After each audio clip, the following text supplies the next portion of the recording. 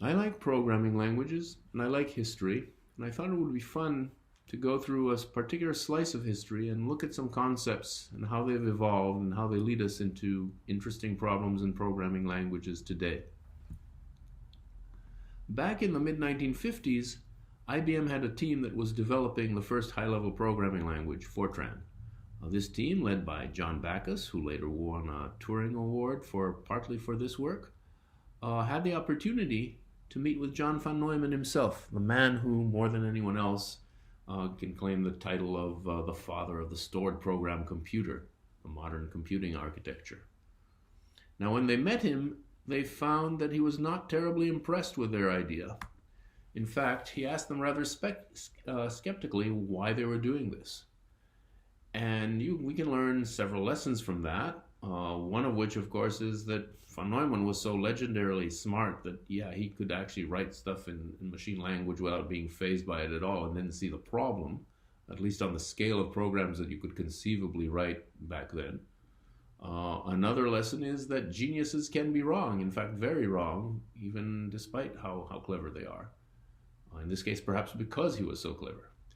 But really, what's interesting about this question is that that's a question we should always be able to answer. Why are we doing high-level programming languages? What is the real point of it all? And the point of it, in short, is because notation matters. Notation is not just a way of writing down our thoughts, though that's immensely important.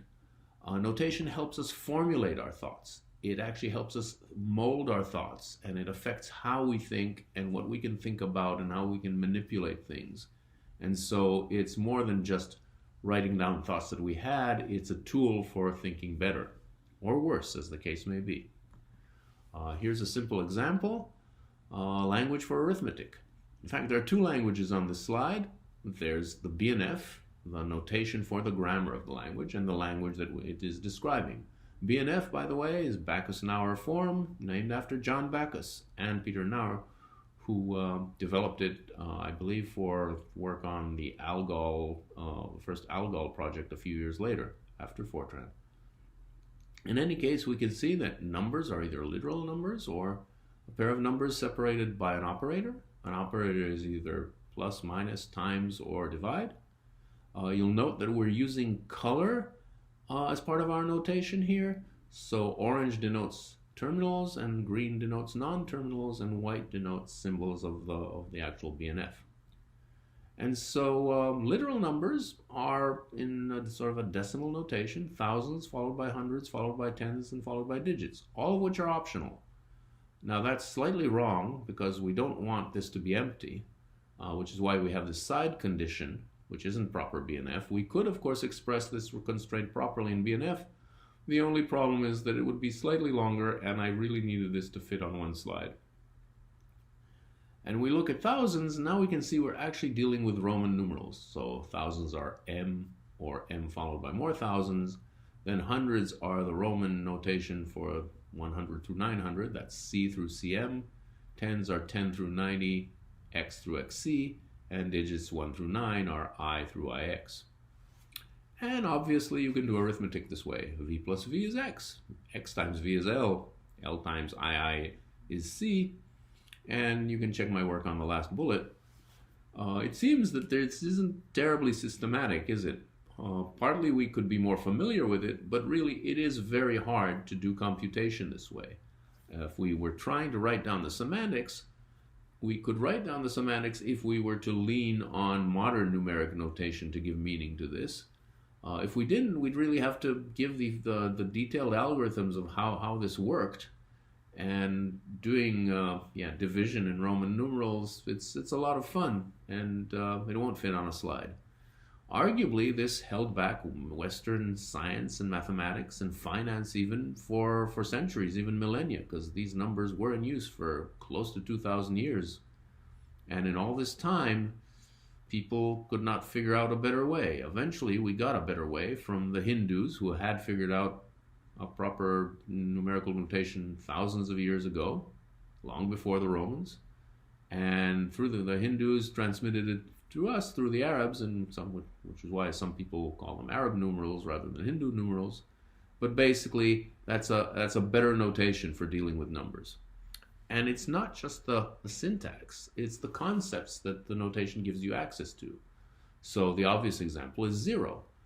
Roman numerals have no way of speaking about 0. You can't write 0 down. You can write nothing down, and it seems very intuitive. If there's nothing, what is there to write down? The fact that you can explicitly reify this concept in your notation and then manipulate it turns out to be very important and very powerful, but very non-obvious, because many people in the world for centuries in the Western world didn't notice this apparent oversight or problem. Now, another example would be calculus, another very powerful notation. It gives us a way to talk about and write and manipulate differentials and integrals, which are immensely powerful concepts that are really non-obvious. And so notation does matter. If you go to programming languages, the one way to put it is this quote from Alan Perlis, the first Turing Award winner, I believe, in 1966. Had many interesting things to say about programming and programming languages, which are collected on the web page there on the slide at Yale. This particular one is germane to our point, which is that a language that doesn't affect the way you think is not worth knowing. That is, a language is supposed to be a tool for thought and give you new and powerful ways of thinking. Otherwise, why are you bothering to learn it? Speaking of programming languages. And of course, pragmatically, people have many other reasons. They learn Python because it's what people tend to do data science in these days. They learn JavaScript because it's what people tend to use for web programming. But these languages, they might teach a particular individual some concepts they didn't know. It depends what they knew before. But they are never the best way to learn those concepts. There are much better ones for the concepts that those languages embody. And they're not really a good example of something intellectually new and interesting. Now, of course, a language can affect your thinking for good and for bad. And let's take a look at some examples. Roman numerals was one, but a programming language. Let's go back to Fortran. It's kind of interesting just from the history perspective. So Fortran had this notion of dividing lines into fixed length fields, and lines really mattered. Lines were 80 columns wide. And if the first column was a C, then the line was a comment. Otherwise, the first 6 columns were for labels, so you could jump to them with a goto. And that's, again, a way of thinking and a model of computing, which turns out to be pretty bad for writing programs. The next 66 columns were for the code, and the last 8 columns were for the sequence number. That is basically the number of the card, because you would write these programs and type them in on punched cards like the one shown, and then you'd take this stack of cards and hand it over to an operator in the computer center. Now, if you, or worse, the operator, dropped this card, you'd have a very hard time getting your program back in order. The operator probably had no hope, since it wasn't his or her program. And the operator had to manipulate these cards multiple times, because the compiler, the early Fortran compilers, had multiple passes. Some had as many as 7 passes, I'm told. So you'd take a pile of cards, read them through a mechanical card reader. It would spit out an intermediate form after the first pass, and it would basically print out new cards for that intermediate result. You'd feed that again into the computer, and you'd go through this 7 times, and voila, your program was compiled. And then you could run it. So if you, at any stage, kind of botched these cards and didn't know what order to put them in, you'd be very, very sorry. The funny thing is that while all this made some sort of sense back then, the emphasis or overemphasis on lines is still with us. For example, most code bases still have style guides which encourage 80 characters per line at most. And people still debate this. And that comes from punched cards, really relevant today. Worse, many debuggers are still line-oriented. They let you do breakpoints at a line. The Java class file format still has an attribute in it that gives you debugging information and tells you what line some bytecode was at. And that's not precise enough. You're missing the second coordinate, which is the column. You want to know which sub-expression this is, because that's where you want to stop at an expression, not a line. And because programs are trees, not sequences of lines, and you want to get to a particular sub-expression, which may or may not, and most of the time will not start at the start of a line. And yet, 20 years ago, I tried to change this in the JVM and encountered strange resistance. It's amazing what an established tradition will do to otherwise intelligent people who will argue why they can't or shouldn't or it's not important, etc. So definitely notation influences thought, sometimes in a bad way. Now, why is it ugly in a more abstract sense? Again, Alan Perlis, it's because this whole idea of lines is irrelevant to the problems you're trying to solve with your program.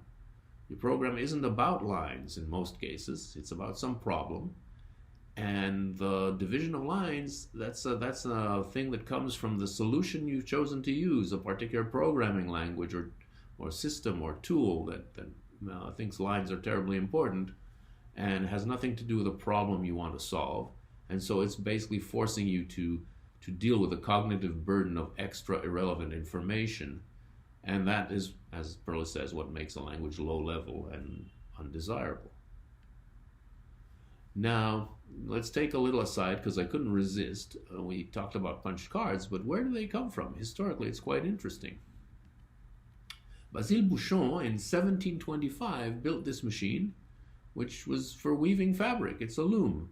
And you could control its behaviors, how the patterns it made, by holes in paper that would direct the needles in certain ways. This got refined into the Jacquard Loom later in the 18th century, and there you see it. Your punched cards, more or less, controlling the pattern that would be woven out of that. Now, punched cards made their way into computing via Babbage's analytical engine. Babbage designed essentially the first general-purpose computer, and he didn't quite complete building it because he ran into all kinds of problems of funding and the precision of the mechanical parts and so forth. But late in the 20th century, the Science Museum in London decided to actually build these machines and see if they really worked based on the designs that Babbage had left. He had complete diagrams and designs and specifications for these machines. And so they built them. They actually built two because they didn't have money to build one. That sounds a little strange, but since they didn't have money to build one, they had to get money from donors. And Nathan Myhrvold, the CTO of Microsoft at the time, gave them the money with a stipulation that here's enough money to build two, and please give me the second one. So one of them is still in the Science Museum in London. The second one, shown here, is spent a lot of time in the Computer History Museum in Mountain View, where Myhrvold allowed it to be displayed for some years until eventually it landed up at his house. And it's a beautiful machine. I've seen it in action in Mountain View, and you can go to London and see one there. There's a crank in the right hand of the picture, which is actually the power supply. That's how you get it going. You crank it up. And the left-hand side is the output. And the computation, essentially the CPU, is there in the middle top. Now the thing is, it wasn't a stored program computer, unlike the von Neumann machine. It did have a CPU and memory, but it didn't store the programs. Programs were supposed to come from punched cards. And that's how punched cards started in computing. Their next step was in the 1890 census. Herman Hollerith had this idea, which he patented in 1889, that you could use punched cards to encode information, statistical information that you might be interested in, for example, in a census. And his company built these machines, as pictured here, that were used for that. So here's an actual real machine. And those dials, they're essentially your registers. They counted particular quantities that you were trying to gather that had been encoded on punched cards. As you see here, the columns represented properties, and the rows, I think, represented quantities of various things that you wanted to measure. And if you had a hole in the card, then a metal needle could go through it and make contact, and that would increment a register, which would show up in one of those dials. And that's how the 1890 census was done, and probably several censuses thereafter. Now in 1911, Hallrath sold his company to CTR, the Computing Tabulating Recording Company, which in 1924 changed its name to International Business Machines, IBM. IBM in 1928 decided to standardize their punch cards in a format that had 80 columns on it, which is how we got 80 columns in Fortran and how we get 80 columns in code bases that are still, discussed in code reviews to this day. So that's kind of funny. But obviously these kind of statistical applications or business applications were very important in a practical sense. And a little after Fortran in the 1950s, they developed COBOL, the Common Business-Oriented Language. And this is what Dykstra, another Turing Award winner, had to say about that. And again, he's making the point of how notation influences thought, and bad notation can damage thought. And he did it in his charming and friendly way, as he often did. But it's well worth reading what he had to say. This one is an essay numbered EWD 498, EWD being Dykstra's initials, and he numbered his essays. Quite a few of them are collected in this really nice book, which if you can still get your hands on, I recommend highly. Another book which will lead us to more interesting programming language ideas is this book, published in 1962 by Ken Iverson, entitled very simply A Programming Language, APL. And APL is a very interesting notation that really can influence the way you think, which is why we're going to dwell on it a while. It's very strange in a lot of ways. It uses a special character set, which includes some Greek letters, the uppercase Roman characters, and a bunch of unusual symbols and so forth. And here's a program. This program computes all the prime numbers up to some integer r. And it's a one-liner, so you can take it in a glance, and obviously you can see what it's doing. Or perhaps you can't. The notation certainly needs to be learned, and people who really internalize it sometimes really get enthusiastic about it because it is very concise and very powerful. The downside is that it's very concise and tends to encourage very opaque programs. But let's go through this one and see. So APL is evaluated strictly right to left, like Hebrew or Arabic. And we're going to start with evaluating r, and we're going to assume that we set r to 6. And so that'll give us 6. The next thing is the Iota operator. And what it does, given a number, it produces a vector from 1 to that number. So we get 1, 2, 3, 4, 5, 6. Now vectors are going to figure prominently in the rest of our discussion of APL, because APL, another interpretation of APL is array programming language. APL, basically all the data is multidimensional arrays, or in more mathematical parlance that has come back to fashion recently, is everything's a tensor. And so scalars, regular numbers or characters or things like that, are tensors of rank 0.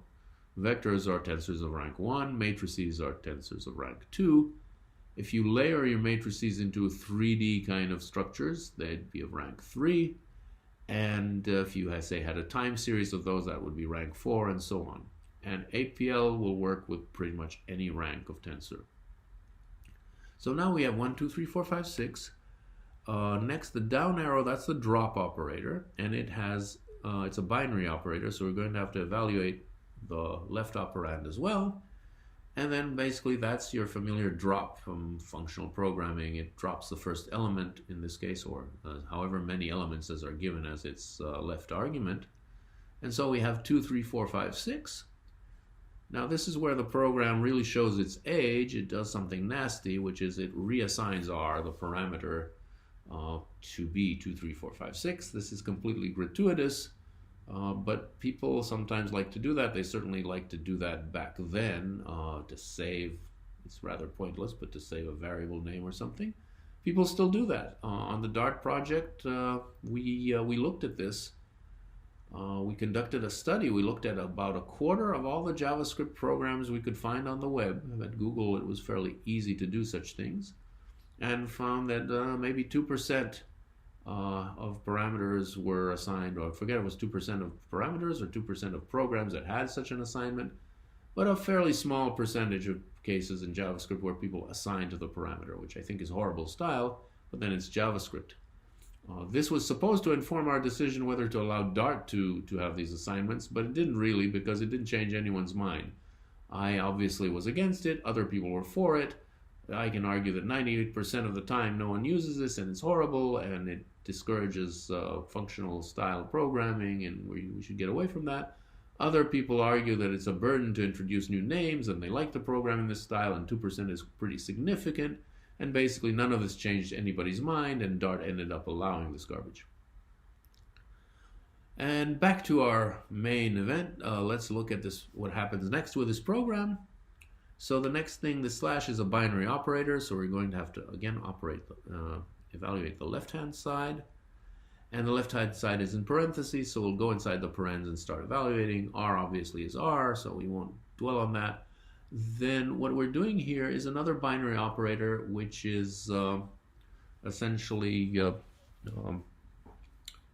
doing the product of R with R, the outer product of R and R. That's what the circle dot X means. X in this case indicating multiplication, whereas in mathematics outer product is always about product, but product can be defined in many different ways. In APL, the outer product can take any binary operator, and multiplication is written with this kind of X, just like school mathematics traditionally is. So we're going to do the outer product of R with R. That is, we're going to multiply the vector R with itself in all possible combinations. So you have two n-length vectors that will give you an n-square set of results written as a matrix.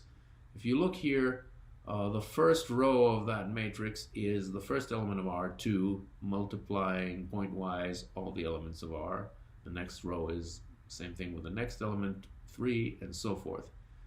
And now we can start to ask, why are we doing this, and what does this have to do with our goal of computing all the primes up to R? So the point is that if a number is not prime, then it is the product of two smaller numbers, and so it's going to be in this matrix. So we can check what's in this matrix. Basically, we're going to now do the containment operator, R, but to check whether R is contained in this matrix. And what that really means is it's going to apply containment pointwise. So it's going to tell us for every element in R whether that element was in the matrix, and give us a Boolean result represented as either 0 or 1. So we're going to get this vector saying, well, the first element of R, which was 2, was not in the matrix. The second one, 3, was not. The third one, 4, was. If we go back and look, we can see that. The next one is 5, and it wasn't. And the last one is 6, and it was in the matrix. And that is exactly what you'd expect, right? Because the ones that aren't there are 2, 3, and 5, which are in fact prime numbers. Now we then apply negation to this, and again, negation will work pointwise on the entire vector, and we'll get the flip bits basically, right? So this is not, we now have ones exactly in the positions where the primes are. We can now use the slash operator to do essentially a mask and filter out things. And when we do that, we'll filter out the elements where we had 0, and we'll end up with 2, 3, and 5, which are in fact all the primes up to R. Now this is a very unusual or weird way for most of us to think about computing this. In some ways it's really terrible. It's an n-cubed algorithm. But let's assume that parallelism is cheap. Say we have GPUs with, let's say, 1024 cells by 1024 cells. Let's suppose we had a machine with 16K of these, and now we have 16 billion possibilities of processing, and we can get to a fairly decent size n, even if it's cubed, and process that in parallel and pretty much instantaneously. So depending on your technology and your cost and the scale of your problem, it may be actually a very effective way to compute things. The point is that APL encourages you to think of large data aggregates because everything's a tensor.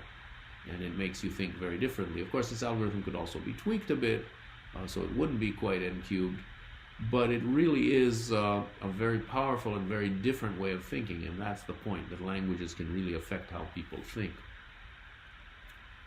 Now, the way APL does all this is basically founded on an idea called rank polymorphism, which means that operations apply uniformly to tensors of any rank. So, for example, scalar functions automatically map pointwise to arrays of any dimension. We saw that with a negation operator, for example, that its basic form will, of course, negate a single value logically, but it did it for the entire vector all at once. If we add two vectors, we'll see that again we're adding them pointwise across the entire vector, right? And we don't have to use explicitly map it; that just happens automatically. Now let's look at the reduce operator. A slash, when it's called reduce, when its left-hand argument is a function, it's the familiar reduce function that we may have learned about in functional programming. It actually comes from APL. Well, strictly speaking, it probably comes from Kleeni's work on logic somewhere a few years earlier, but it was introduced into computing and programming languages by APL. And it's called reduce for a reason. It reduces the rank of the tensor that is its argument. So if we do this on, for example, multiplying the vector 2, 4, 8, we'll do basically the product if we provide multiplication as the left-hand argument, and we get a scalar back. So we've reduced the rank by 1. We'll look at the higher rank example on the next slide, because I have to explain the notation used here. So row is another APL operator that basically creates tensors. Its right-hand argument is the data that's going to be in the tensor, and its left-hand argument is a vector of dimensions, the shape of the resulting tensor that we want. So in this case, we're going to get a 2 by 5 matrix, because that's the shape, and the contents are going to be the results of Iota 10, which will be 1, 2, 3, 4, 5, 6, 7, 8, 9, 10, of course. And that's exactly what we get. So if we then do a reduction on that, what will happen, say if we reduce with plus, we'll get the sum of each of the rows. So it reduces along the last axis, and as a result, each row will have been reduced to a scalar, and we'll have a vector of two numbers, one representing the sum of each of the rows in the matrix, and we've gone from a matrix to a vector. Again, we've reduced the rank by 1. So that's why it's kind of interesting. That's why it's called reduce. And the interesting thing, again, that this will work for arbitrarily shaped, sized tensors.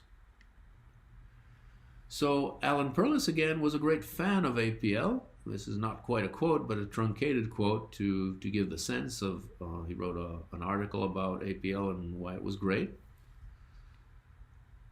Not everyone shared that view, however. Dykstra, who as usual had a kind word for everyone, wrote this about APL, and he wasn't totally right, and he wasn't totally wrong either. Obviously, it was the language of the future. Here we are now in an age of big data and GPUs and data science and machine learning and things like TensorFlow, and it turns out that a language that really has facility with manipulating these data structures is really apropos. On the other hand, it lends itself to these very opaque problems. APL, the original APL, also had lots of things that showed its age. It's had terrible control flow, essentially no control flow, and again, it had go-tos. And it did encourage this kind of horrible opaque programming style that was very typical of some of the APLers. Now, if we look at this program, one of the things that was wrong with it, the obvious thing was, we were assigning to the parameter, but that's easy to fix. We just have to name the parameter differently, and then it's a single assignment. We're basically computing this vector r, which we're going to use unchanged in the rest of our computation. So at that point, it's actually a fully functional program and a purely functional program. Now, let's look at ways we might write this program differently or something similar to it that might be more palatable. So we give it a name. That's useful, though we could have done that in APL, but it would have been an extra line, and APL really encouraged people to keep things as one-liners. In fact, there are examples like Conway's Game of Life can also be written as a one-liner in APL, but that would take way too long to go through. But let's say we're writing it in a more modern notation. We could say let r equals 2 to n, and that's nice because that's actually a lot better than computing 1 to n and then dropping it. That's an unfortunate detail that is forced upon it by the set of primitives that APL is giving us. It's more concise, more direct, and more understandable to write that directly. And then we have a list comprehension, and we're going to take the elements of R and use the ones where E is not in the outer product of R with itself using the multiplication operator for the pointwise computation. And this is a lot more readable, though part of this is an illusion, because now that we understand the algorithm, it makes more sense. I'm not sure that it would be a lot easier if we actually had to look at this at the first time, but at least we had a chance of reading it. Some of that is just proficiency with notation, as the APLers will tell you. But it does seem a bit easier, but it's also different, right? Because now we're actually not doing all the work at the level of tensors. We actually are explicitly discussing taking out individual elements and what we're doing to them in the list comprehension, which may make it easier to follow, and since this is still a purely functional program, we can still parallelize it all the same. Which brings us, we should talk about APL's influence on functional programming. So John Backus, in his Turing Awards speech in 1977, which you can look up via the link, it's a 30-page paper that goes through this, he discussed this language called FP, or an approach to language called FP, which was essentially introducing functional programming, rather different in some ways from modern functional programming, as we'll see. One of the examples he gave was DotProduct, or inner product, which basically is multiplying pointwise two vectors and summing the results. So sigma for I to n ai times bi. And you could write this in an imperative style as shown on the slide. You set your accumulator, your sum, to 0, do a for loop from 1 to n, and index I through it, and use I to index into A and B, each one, multiply them out, and add that to the accumulator, and keep going, and that'll do it for you. Now, in FP, you'd write something different. You'd write the stuff down at the bottom of the slide, and one of the interesting things to note is that A and B have disappeared. They're not actually listed in the program, even though that's what the arguments are. So this is an example of point freestyle, as it's known today, or tacit programming sometimes. And Backus was a strong advocate for this. That's highly debatable, but that was one of the features of FP that he touted for it. Now what it's doing is, whatever its arguments are, it's going to call this function transpose on them, which will basically pair up the A's and B's pointwise. And then it's all functional composition, so that is going to be composed with a function alpha x, x being multiplication, alpha being map. So essentially we're going to map the multiplication function on this list of pairs of the AIs and the BIs. And then we're going to sum them with reduce. Reduce is written here only slightly differently with the function operator on the right. And that'll give us the inner product, the sum of the pointwise multiplication of these two vectors, which are not even mentioned here. And that was the idea, part of the idea of FP was that you'd have a fixed set of base functions, a number of higher order operators built in that would allow you to compose those functions, and you would write new functions essentially by manipulating the existing ones via these operators in point freestyle. Now if you compare that to APL, APL is still, there's some similarity, but it's also remarkably concise. Because in APL we do reduce with plus on A times B, And because of rank polymorphism, A times B would, in fact, take care of the pointwise pairing and multiplication, mapping the multiplication. All of that would happen implicitly by saying, yeah, we're just doing multiplication on these two vectors.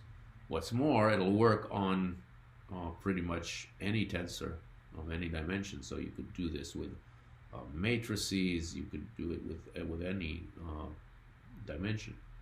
On the other hand, there are similarities. There's the use of reduce.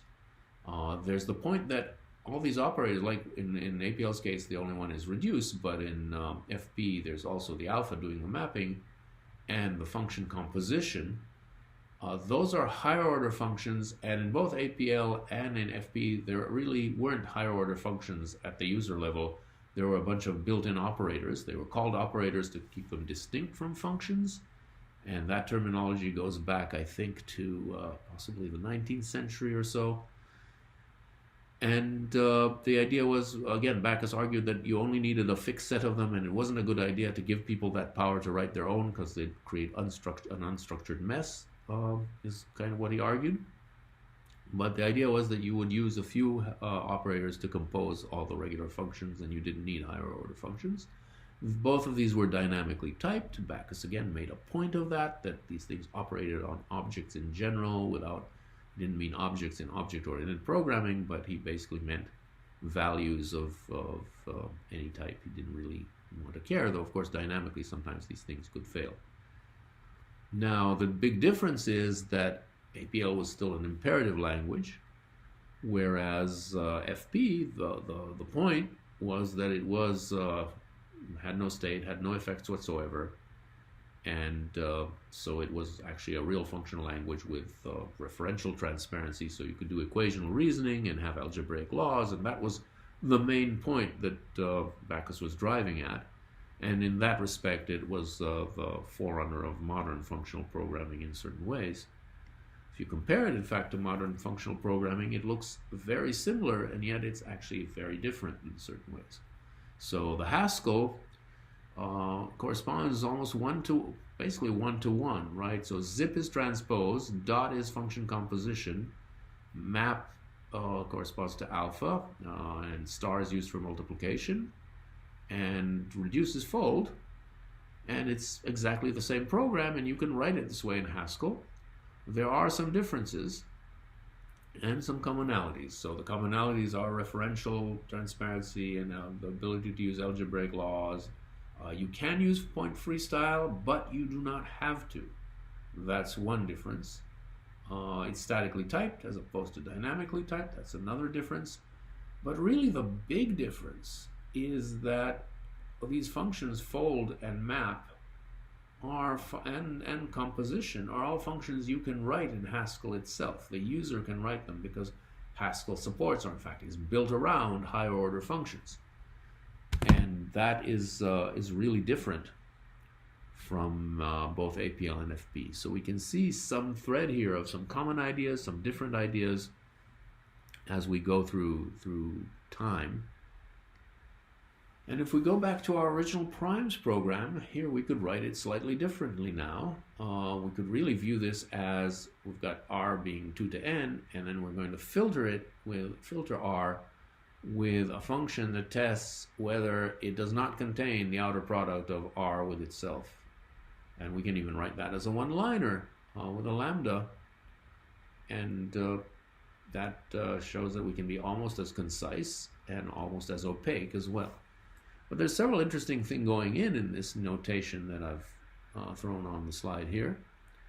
One, of course, is currying. So contains, normally understood, would be a function that takes a tensor and takes an element and sees if the element is in the tensor. So its domain is a pair, and it returns you a Boolean result.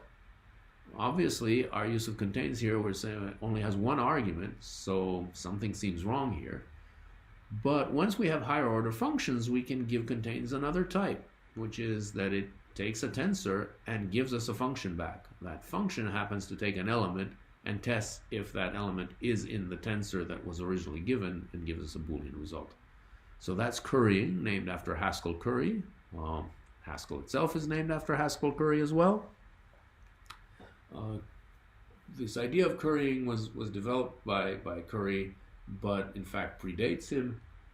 There was a German logician called Moses Schoenfinkel who came up with this, I think, independently and either in parallel or slightly earlier. But the name Schoenfinkel doesn't roll off the tongue quite the same way, and so rather than speaking of Schoenfinkelization, I guess people speak of currying, and that's an advantage. What's in the name, as they say.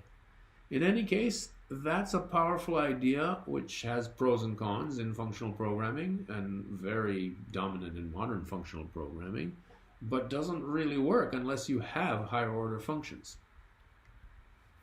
And that we see here is lifting. So if we look at contains and we see that we applied the negation operator to the entire function, this again seems wrong. Logical negation applies to booleans.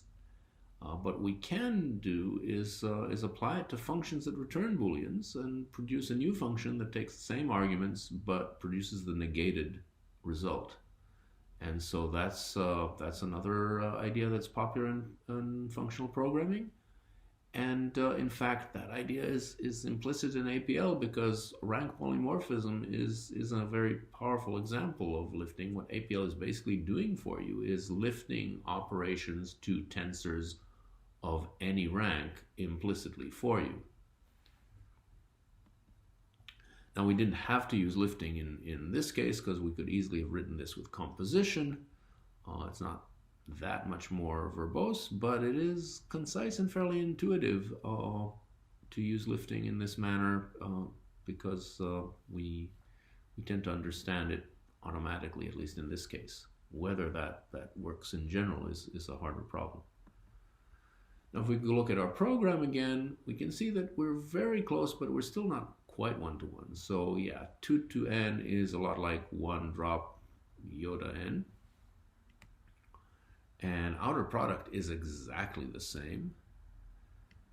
And the use of contains is similar, but a little different, because in the APL program, we're actually running contains on the data and doing the mapping point-wise on all the data, whereas here, nothing has really happened. We've just basically curried a function. And similarly with the negation, we're still not working on the data yet. We're lifting that function. And then when we actually do the filtering, we're doing the filtering, and again, sort of one by one on the entire data. It's still kind of implicit that we're actually getting the elements and running them. We're not thinking quite the same way about working on the entire data set.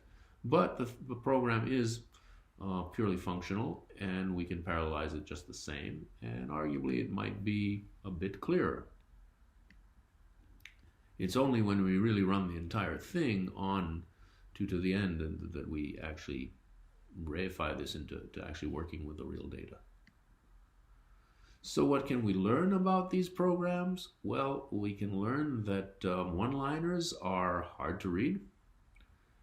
We can learn that giving things meaningful names is useful, and that maybe that's an illusion because experienced APLers were quite comfortable with this notation, even though we might find it hard. But generally making things a little more dense and making it a little clearer what the actual sequence of events is still useful, which is why I think that the version with the list comprehension is actually still the best in terms of readability. But all of this leads us to a question. We've seen these variants. We've seen how some of them have rank polymorphisms, some of them don't. Some of them have types, some of them have higher order functions, some don't. We haven't really talked about how objects and liveness might play in here, but I think that's very important as well, because then we could actually see what was going on when we developed such a program. And can we combine all this in a cohesive, elegant way? There's interesting work on this at Northeastern by Justin Slepak, who's really looked hard at rank polymorphism and types and higher order functions, not so much on the liveness and object parts. And so I think there's still work to be done, but it's kind of interesting that we can trace this back to the early days of computing and see ideas that have sometimes been neglected and sometimes been very successful, and how they interact in different combinations. And hopefully this gives us ideas and inspire us to make programming languages even better. So that's all for today. Thank you very much. And I hope you enjoyed this talk. And perhaps we'll do more of them if people are interested. Thank you.